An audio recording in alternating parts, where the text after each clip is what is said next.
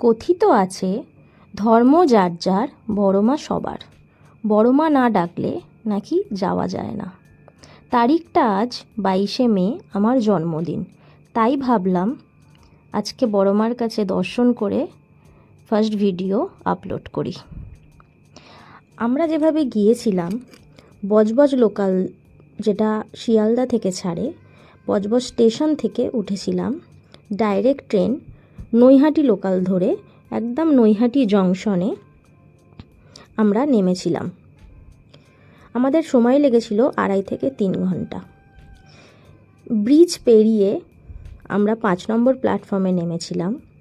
Bridge পেরিয়ে আমরা হেঁটে যাচ্ছি 1 নম্বর প্ল্যাটফর্মের দিকে।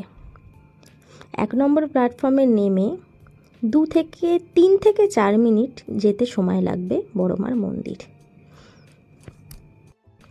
আপনারা যদি হাওড়া থেকে আসেন, ট্রেন ধরে চলে আসুন চুঁচুড়া স্টেশন। চুঁচুড়া থেকে ঘাট পার করলেই নৈহাটি ফেরিঘাট।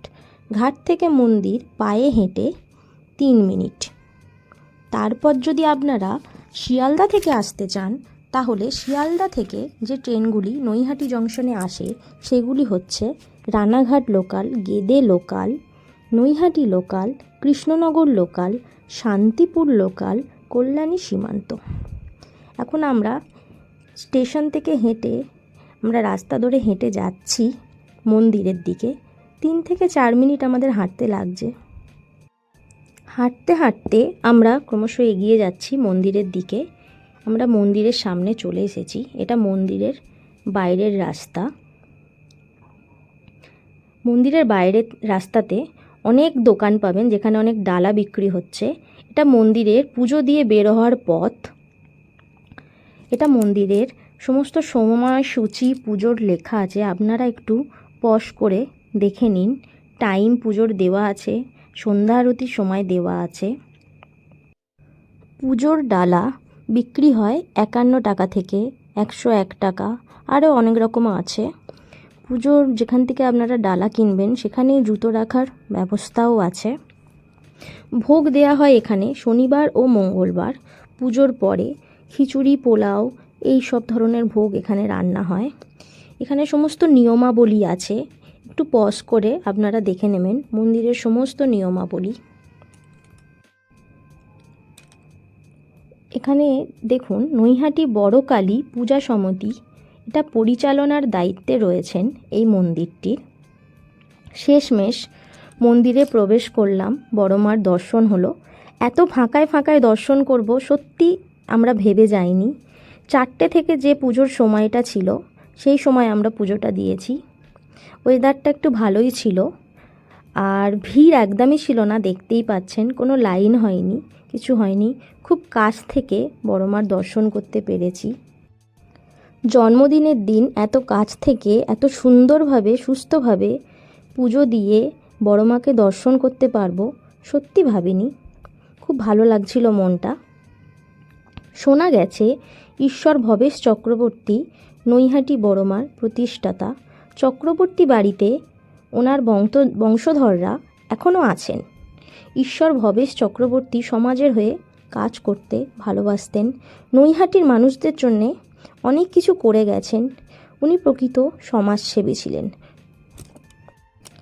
বড়মার যে মূর্তিটি এখন পূজিত হচ্ছে সেটি কোষ্টি পাথরের। এটি তৈরি করে আনা হয়েছে রাজস্থান থেকে। এই নতুন মন্দিরটি প্রতিষ্ঠিত হয় 2023 সালের নভেম্বর মাসে। কালী পুজোর 4 দিন বন্ধ থাকে এই মন্দির। মাকে ভিতরে ক্যামেরা নট অ্যালাউড লেখা আছে, তবুও সবাই ফটোও তুলছে এবং ভিডিওগ্রাফিও করছে। কিন্তু সেলফিতে ফটো তোলা ওখানে দেওয়া হচ্ছে না। শুধুমাত্র মায়ের ফটো তোলা যেতে পারে। সবাই দেখছেন পুজো দিচ্ছে, এমনকি এখানে ধরে ধরে পুজো দেওয়া হয়। আমিও পুজো দিয়েছি। আমাকে নাম গোত্র জিজ্ঞাসা করে পুজো নিয়েছে। মায়ের অপরূপ সুন্দর মুখ দেখে সাজানো গয়নায় অপরূপ সুন্দরী লাগছিল, দেখে চোখ ফেরানো যাচ্ছিল না। সবাই তো তাকিয়েই ছিল মায়ের দিকে।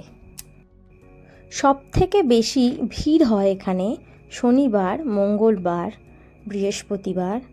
আমরা তাও অনেক ঠান্ডার মধ্যে ফাঁকায়, লাইনই দিতে হয়নি আমাদের, আমরা পুজো দিতে ঢুকে যেতে পেরেছিলাম আর খুব ভালো দর্শনও করতে পেরেছি। সবাই জানি না কেমনভাবে দর্শন করতে পারে, সবাই দর্শন করার জন্যেই মায়ের কাছে যায়, সবাই দর্শন করে, খুব ভিড়ের মধ্যে করে। আমরা কাছ থেকে খুব ভালোভাবে দর্শন করেছি। এই যে ভিড়ের মধ্যে বেরিয়ে যেতে বলছেন, একটু ভিড় হয়ে গেছিলো এখন।